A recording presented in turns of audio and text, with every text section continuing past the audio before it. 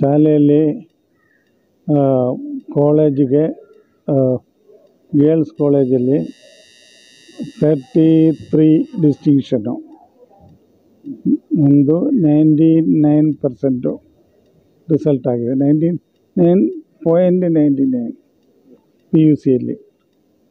ಆಮೇಲೆ SLCಯಲ್ಲಿ English medium 102 ಮಕ್ಕಳು ಬರೆದಿರೋದ್ರಲ್ಲಿ 106 ಮಕ್ಕಳು ಪಾಸಾಗಿದ್ದಾರೆ. ಅದರಲ್ಲಿ ಡಿಸ್ಟಿಂಕ್ಷನು 28 ಡಿಸ್ಟಿಂಕ್ಷನು.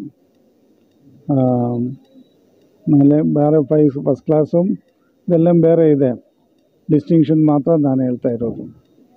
ಆಮೇಲೆ ಸ್ಕೂಲಲ್ಲಿ ಟೋಟಲ್ ಎಷ್ಟು ಸ್ಟ್ರೆಂತ್ ಇತ್ತು ಸರ್? 108 ಪ್ಲಸ್ 60, ಆವಾಗ 168 ಕನ್ನಡ ಮೀಡಿಯಂ ಇಂಗ್ಲೀಷ್ ಮೀಡಿಯಂ ಸೇರಿ. ಅದರಲ್ಲಿ 2 ಜನ ಮಾತ್ರ ಫೇಲು, ಮಿಕ್ಕಿದೆಲ್ಲರೂ ಪಾಸು. ಸರಿ, ಇಷ್ಟು ಒಳ್ಳೆತನ ಅಂದರೆ ನಾನು ನೋಡ್ತಾ ಇದ್ದೀನಿ 3 ವರ್ಷದಿಂದ ನಮ್ಮ ಇಂಟರ್ವ್ಯೂಗಳು ತಗೊಳ್ತಾ ಇದ್ದೀನಿ. ಸೊ ಯಾವಾಗ ನೋಡಿದ್ರು ಬರೀ 3 ಜನ ಫೇಲ್ ಆಗ್ತಾರೆ, ಇದೆಲ್ಲ ಪಾಸ್ ಆಗ್ತಾರೆ. ಸೊ ಇದು ಯಾವ ಥರ ತಾವು? ನಮ್ಮ ಟೀಚರ್ದು ಕೆಪಾಸಿಟಿ. ಅವರು ಬೆಳಿಗ್ಗೆ 6 ಗಂಟೆಯನ್ನು ಸಾಯಂಕಾಲ 8 ಗಂಟೆ ತನಕ ಅವರು ಕೋಚಿಂಗ್ ಕೊಡ್ತಾಯಿದ್ದೆ. ಆಮೇಲೆ 6 o'clock ಜನವರಿ ಆದಮೇಲೆ 4 ಗಂಟೆಯನ್ನು ಕೋಚಿಂಗ್ ಕೊಡ್ತಾಯಿದ್ದೆ. SLC ಮಕ್ಕಳಿಗೆ ಕ್ಲಾಸಸ್ ಕೋಚಿಂಗ್ ಕೊಟ್ಟು 4 ಗಂಟೆಯಿಂದ ಸಾಯಂಕಾಲ 8 o'clock ತನಕ. ಅದರಲ್ಲಿ ನಾವು ABCD 4 ಗ್ರೂಪ್ ಮಾಡ್ತಾರೆ. A ಗ್ರೂಪು ಬಂದು 6 o'clock ಮನೆಗೆ ಹೋಗ್ಬೋದು, B ಗ್ರೂಪು 7 o'clock ಹೋಗ್ಬೋದು, C D 8 o'clock 8:30 ಹಂಗೆ ಮನೆಗೆ ಹೋಗೋದು. ಅಲ್ಲಿ ತನಕ ನನ್ನ ಟೀಚರ್ಸು ಮಕ್ಕಳಿಗೆ ಹಾರ್ಡ್ ವರ್ಕ್ ಮಾಡಿ ಅವ್ರಿಗೆ ಎಲ್ಲ ಇದು ಕೊಟ್ಟು ಕೋಚಿಂಗ್ ಕೊಟ್ಟು ಅವ್ರು ಕಲಿಸ್ತಾರೆ.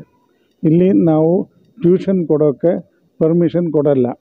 ಯಾರನ್ನ ಟ್ಯೂಷನ್ ಹೋಗಬೇಕಾದ್ರೆ ಆ ಮಕ್ಕಳು ಅಲ್ಲೇ ಓದಲಿ, ನಮ್ಮಲ್ಲಿ ಓದಬೇಡ ಅಂತ ಹೇಳ್ಬಿಡ್ತಾರೆ.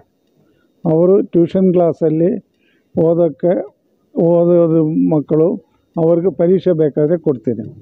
ಇಲ್ಲದ್ರೆ ನಾವು ಟ್ಯೂಷನ್ಗೆ ಹೋಗೋದು ಮಕ್ಕಳಿಗೆ ಇಲ್ಲಿ ಅಲೋ ಇಲ್ಲ. ನಾವೇ ಎಕ್ಸ್ಟ್ರಾ ಕೋಚಿಂಗ್ ಕೊಡ್ತಾ ಇರೋದು ಕಾರಣ ಟ್ಯೂಷನ್ ಬೇಕಾಗಿಲ್ಲ. ಟ್ಯೂಷನ್ ಇಲ್ಲದ್ರೇ ಇಷ್ಟು ಮಕ್ಕಳು ಪಾಸ್ ಆಗಿರೋದು. SLCಯಲ್ಲಿ 2 ಮಕ್ಕಳು ಫೇಲ್ ಆಗಿರೋದು.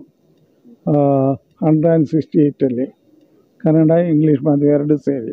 ಸರ್ ಅದೇ ಥರ ಪ್ರತಿ ವರ್ಷ ತಮ್ಮಿದ್ರಲ್ಲಿ ಡಿಸ್ಟಿಂಕ್ಷನ್ ಪಾಸ್ ಆಗಿರೋರಿಗೆ ಕಾಲೇಜಲ್ಲಿ ಒಳ್ಳೆ ಫ್ರೀ ಸೌಲಭ್ಯಗಳೇನು? ಡಿಸ್ಟಿಂಕ್ಷನ್ ಆಗಿರೋದು ಹೆಣ್ಮಕ್ಕಳಿಗೆ ಫಸ್ಟ್ ಇಯರು ಫೀಸ್ ಇಲ್ಲ. ಅದು ನಾವು ತಗೊಳ್ಳೋದು ಕಡಿಮೆ ಫೀಸೇ, 38,000 35,000. ಅದು ಫೀಸ್ ಇಲ್ಲ ಡಿಸ್ಟಿಂಕ್ಷನ್ ಆಗಿರೋ ಮಕ್ಕಳಿಗೆ. ಆಮೇಲೆ ಕಾಲೇಜಲ್ಲಿ ಹೈಯೆಸ್ಟ್ ಮಾರ್ಕ್ ತಗೊಳ್ಳೋ ಮಕ್ಕಳಿಗೆ 50,000 ನಾವು ಅವ್ರಿಗೆ ಇದಾಗಿ ಕೊಡ್ತಾರೆ, ಪ್ರೈಸ್ ಮಣಿಯಾಗಿ. ಹೈಯೆಸ್ಟ್ ಮಾರ್ಕ್ ತಗೊಂಡು ಕಾಲೇಜಲ್ಲಿ ಹೈಯೆಸ್ಟ್ ಮಾರ್ಕ್ ಮಾಡಿ ಪಾಸ್ ಆಗಿರೋದು ಮಕ್ಕಳಿಗೆ 50,000 ಕೊಡ್ತಾರೆ. ಆಮೇಲೆ ಹೈಸ್ಕೂಲಲ್ಲಿ ಆಗಲಿ ಸ್ವಲ್ಪ ಇದಾಗಿರೋದು ಮಕ್ಕಳು ಕಾಲೇಜಿಗೆ ದುಡ್ಡಿಲ್ಲ ಗಿಡ್ಡಿಲ್ಲ ಅಂತ ಹೇಳಿದ್ರೆ ಸ್ವಲ್ಪ ಹೆಲ್ಪ್ ಮಾಡ್ತಾರೆ ಕೆಲವು ಮಕ್ಕಳಿಗೆ, ಎಲ್ಲರಿಗೂ ಇಲ್ಲ. ಅದೇ ಥರ ಇದು ಮಾಡಿದ್ರೆ ಅವ್ರ ಮನೆಯದು ಪರಿಸ್ಥಿತಿ ನೋಡಿಕೊಂಡ್ರು. ಆಮೇಲೆ ತಮ್ಮದು 4 ಕಾಲೇಜು ಸ್ಕೂಲ್ಗಳೆಲ್ಲ ಇದೆ. ಸೊ ಅದರಲ್ಲಿ ಯಾವ ಥರ? ಅಲ್ಲಿ BTM ಲೇಔಟ್ ಶಾಲೆಯಲ್ಲಿನೂ ಒಳ್ಳೆ ಪರ್ಸೆಂಟೇಜ್ ಇದೆ. ಅಲ್ಲಿ ಒಟ್ಟು 3 ಜನ ಮಾತ್ರ ಫೇಲ್ ಆಗಿರೋದು, 3 ಮಕ್ಕಳು ಫೇಲ್ ಆಗಿರೋದು. ಆಮೇಲೆ ಬೇರೆ ಇನ್ನೊಂದು ಇಲ್ಲಿ ಫೇಲ್ ಆಗಿರೋದು ಮಗು ಒಂದು ಗಂಡು ಹುಡುಗ ಇತ್ತು. ಆ ಗಂಡು ಹುಡುಗ ಅವನಿಗೆ ಏನೋ ತಾಪತ್ರಯ ಹೆಲ್ತ್ ಇಶ್ಯೂ ಆಗಿಬಿಟ್ಟು ಅವನಿಗೆ ನಡೆಯೋದಕ್ಕೂ ಓಡಾಡೋಕ್ಕೂ ಆಗದೇ ಇರೋನೇ ಫೇಲ್ ಆಗಿರೋದು. ಅಲ್ಲ ಅಂದರೆ ಅವನು ಫೇಲ್ ಆಗ್ತಾಯಿಲ್ಲ.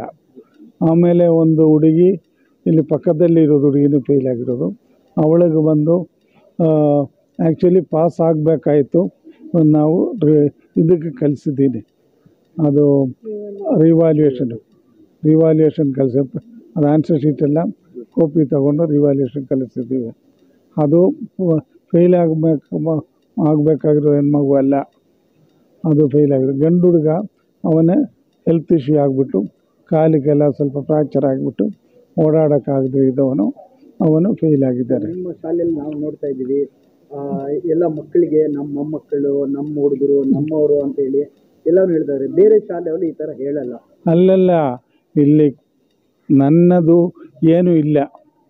ಇಲ್ಲಿ ನಮ್ಮ ಟೀಚರ್ಸು ಅವರ ಅಪ್ಪನ ಶಾಲೆಯಿಂದ ಹೇಳ್ಕೊಂಡು ನನ್ನ ಮಗಳಾಗಿ ನಾನು ಮಕ್ಕಳಾಗಿ ಟ್ರೀಟ್ಮೆಂಟ್ ಮಾಡಿ ಅವರು ಹಾರ್ಡ್ ವರ್ಕ್ ಮಾಡ್ತಾರೆ. ಈ ನನ್ನ ಮಕ್ಕಳು ಪಾಠ ಮಾಡಿಕೊಡೋದು ಮಕ್ಕಳು, ನನ್ನ ಸ್ಟೂಡೆಂಟ್ಸು, ನನ್ನ ಮೊಮ್ಮಕ್ಕಳು. ನಾನು ಅವ್ರದ್ದು ತಾತ. ಗೊತ್ತಾಯ್ತಲ್ಲ, ನಮ್ಮ ಮಕ್ಕಳೇ ಒಂದು ಸ್ಲೋಗನ್ ಸ್ಟಾರ್ಟ್ ಮಾಡಿದ್ದಾರೆ. ತಾತ ತಾತ ತೈ ತೈ ತಾತ ಮಕ್ಕಳು ಜೈ ಮಾಡಿರು, ಅವರೇ ಪ್ರಿಪೇರ್ ಮಾಡಿರೋದು. ನಾನು ಆಗ 10ನೇ ಕ್ಲಾಸ್ ಮಕ್ಕಳಲ್ಲಿ ಕೆಲವು ಟೈಮ್ ಹೋಗಿ ಚೆಕ್ ಮಾಡೋಕ್ಕೂ ಮಾತಾಡೋಕೆ ಹೋಗ್ತಾರೆ. ಅವರು ಹೋದಾಗ ಅಲ್ಲಿ ಹೆಣ್ಮಕ್ಕಳು ಗ್ರೂಪ್ ಎರಡು ಇಂಗ್ಲೀಷು ಕನ್ನಡ ಇತ್ತು. ಅವರೇನು ಮಾಡಿದ್ರು, ಒಂದು ದಿವಸ ಹೋಗುವಾಗ ತಾತ ತಾತ ತೈ ತೈ ತಾತ ಮಕ್ಕಳು ಜೈ ಜೈ ಅಂತ ಹೇಳಿದೆ. ನನಗೆ ತುಂಬ ಇದಾಗೋಗ್ಬಿಟ್ಟಿದೆ. ಹಾಗೆ ಈಗ ಯುವಕರಿಗೆ ಏನು ಹೇಳಕ್ಕೆ ಇಷ್ಟಪಡ್ತೀರಾ? ಯುವಕರಿಗೆ ಏನಾಗಿದೆ, ಅವರು ಒಳ್ಳೆಯ ಸಹವಾಸ ಇಡಬೇಕು.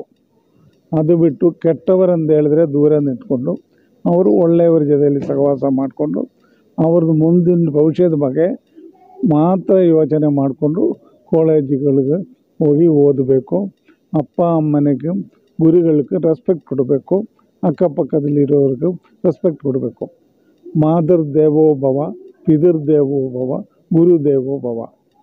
ಇದು ಅವರು ಆ ಗುರಿ ಇಟ್ಕೊಂಡು ನಡಿಬೇಕು. ಇದಾಗಿರಬೇಕು. ಅದೇ ಅವ್ರಿಗೆ ಹೇಳೋದಕ್ಕೆ ನನ್ನ ಹತ್ರ ಇರೋದು.